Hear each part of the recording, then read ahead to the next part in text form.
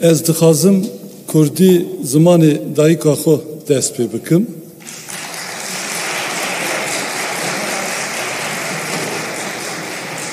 Silav ji gelê me re, silav ji hemû temaşevanê me re, silav hevalên me yê zîndana re, silav şopdarên jin jiyan azadî re, silav ji keda demokrasiyê û hakîqatê.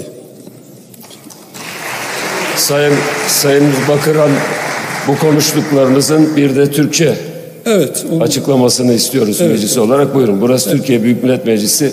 Burada Türkçe konuşulacak. Resmi dilimiz Türkçe olduğu için Türkçe konuşulmasını bekliyoruz. Sizden de bunun arkadaşlarımız adına Türkçesini istiyoruz. Buyurun.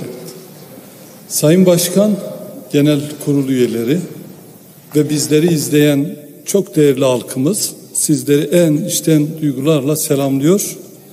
Başta cezaevinde rehin tutulan tüm yoldaşlarımız olmak üzere özgürlük ve barış mücadelesi için gece gündüz emeğini ortaya koyan ve direnen herkese en içten selam ve sevgilerimi iletiyorum. Türkçesi buydu Sayın Başkan.